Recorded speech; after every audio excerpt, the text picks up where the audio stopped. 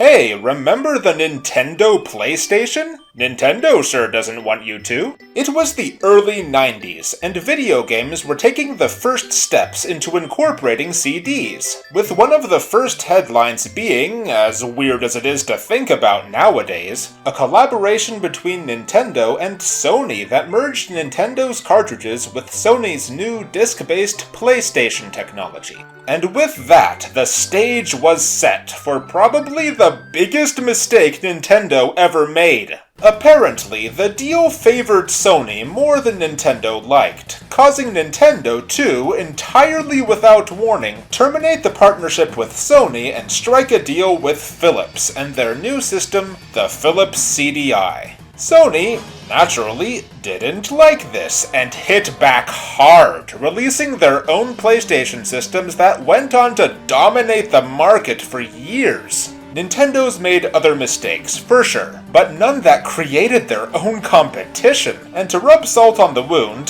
there was what Nintendo got out of all this.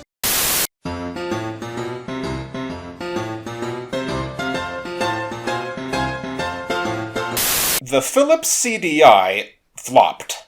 Badly. There were a number of reasons, mostly stemming from the fact that the system tried to be too many things at once. It was a multimedia device that touted a whole range of different features and uses, which not only made it too expensive, but also meant that video games were just a side feature, and thus, they weren't good. Which segues into another thing that's weird to think about these days, a time when Nintendo was a lot looser with where their characters ended up. You got a bunch of weird little games outside of Nintendo's usual developers that honestly felt like bootlegs, and the CDI was no exception. Philips got access to Mario and Zelda in this partnership, and you'd think development on something that big would have been handled very carefully, but no! Nintendo was barely involved. Emerging from this mess came one Mario game and somehow 3 Zelda games. The Mario game was made by Philips and bordered on passable, apparently. But these 2 Zelda games? Oh boy! Not only was the project thrown to a third-party company that was in no way equipped to handle a Zelda game, but they were given a low budget and 1 year of development.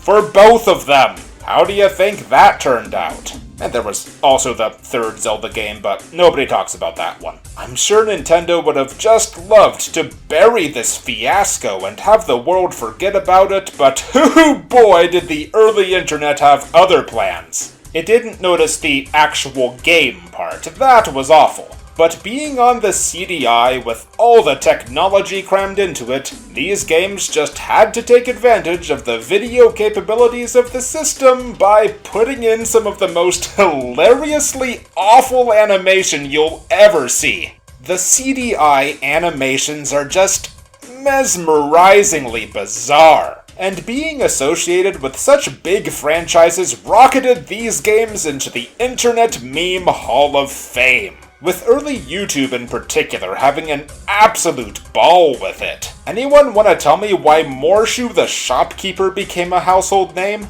Seriously, this guy got around. And that is the bizarre and somehow enduring legacy of the CDI. An ill-fated collaboration that, much to Nintendo's trepidation I'm sure, ascended to the heights of hilarious infamy. And then, decades later, someone decided to bring it back. On June 12, 2023, the world was graced with the reveal of Arzette the Jewel of Faramore, a title that stood itself out in a market full of retro indies by emulating a retro style that absolutely nobody asked for. Yes, it was a fully fledged indie game harkening back to the aftermath of Nintendo's catastrophic decisions. Coming to the Switch, no less. I'm sure somebody at the big end got a heart attack over this. Man, how did this happen? Apparently, the project was largely helmed by Seth Dopley Fulkerson, a man who, against all odds, holds genuine passion and respect for these doomed games. It would have been the easiest thing in the world to make a low-effort project that was there solely to point and laugh at these failures and cash in on the memes, but no. Dobley saw genuine lost potential in these games, and set out to craft the best homage he could, even going so far as to contact and hire some of the old Zelda CDI staff into his new team CDI Software. Oh boy.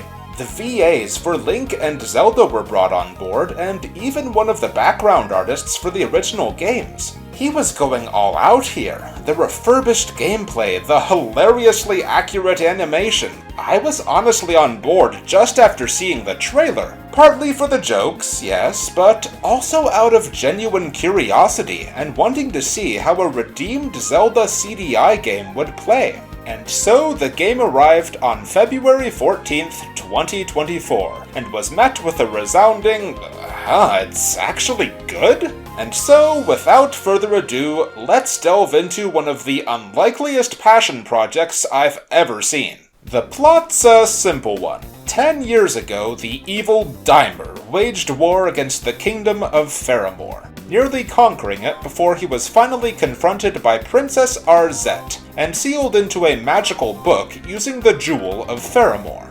The jewel was then split into 5 pieces and hidden away. In the present day, one of Dimer's underlings managed to find the jewel shards and free his master. Dimer swiftly resumed his conquest, entrusting the jewel shards to 5 of his misfit minions. And with that, it's up to Princess Arzette to defeat Dimer's forces and save Faramore once again. Couldn't be much more straightforward, really, and there aren't a lot of plot developments as you go forward either, leaving all of the focus on Faramore's population of absolute weirdos.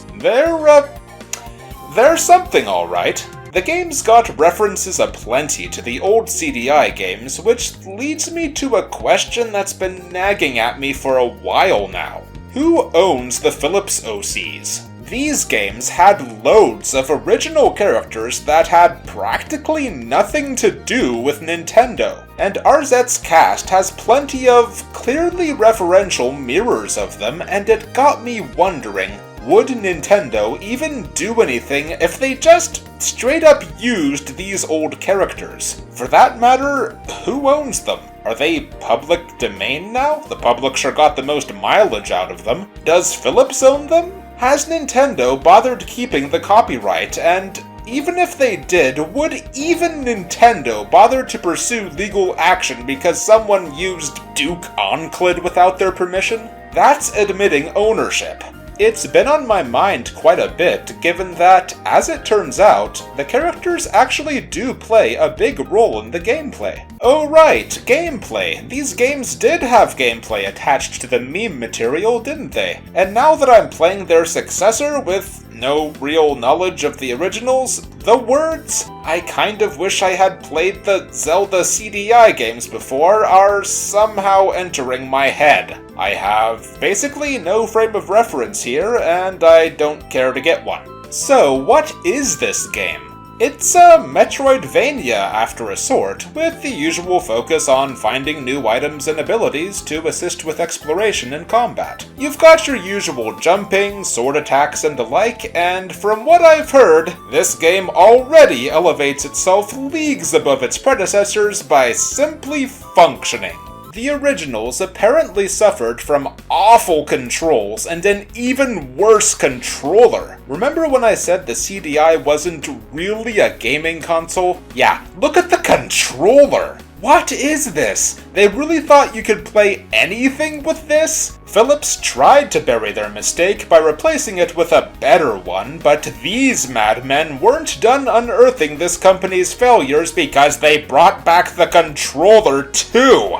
It's compatible with PC and the Switch, but I don't care how authentic it is, just looking at it makes my head hurt. Anyway, the game doesn't do anything crazy with Arzette's core moveset, but she controls smoothly and it works. Where the game is truly unique is in how the levels are structured. There's no interconnected world like you'd expect, with it instead being split up into small levels, resulting in an unusual mixture of linearity and exploration. One of the best features is how little the game holds your hand. While your main objectives get laid out fairly clearly, you're bound to hit roadblocks and the way through isn't clear at first. On top of that, you're not given any map or much of a quest log, leaving it up to you to puzzle it out. This could have become frustrating, but it's nicely balanced by how small the levels are. You unlock a few levels at a time, and making real progress often hinges on bouncing back and forth between them as you gradually grow stronger and gather what you need.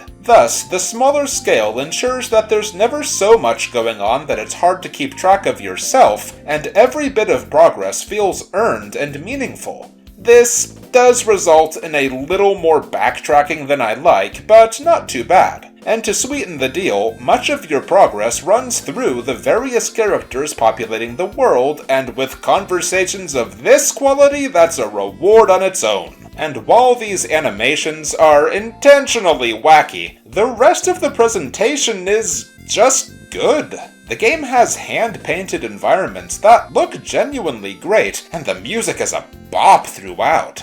If I had one real gripe with the gameplay, it's that the boss fights are way too easy. I love the character designs, but they hardly put up a fight. And in a game that gives you infinite lives, I was honestly expecting them to smack me around a bit, but no. You gain a fair number of new powers and abilities, but the bosses don't make you use any of them. I'm genuinely surprised none of them used color magic. The game has you use different colored spells for offensive and exploration purposes, and none of the bosses capitalized on this. Not even Dimer. That guy was the biggest letdown. And on that topic, the only other major complaint I have with the game is that it's too short. Like I said, the smaller scale and bite-sized levels play into the design really well, but I definitely could have gone for more levels. The game took me about 3 hours to reach the credits and about 5 to 100% it. I wanted more. An accomplishment, really. I can only assume that the CDI experience largely consisted of wanting it to end.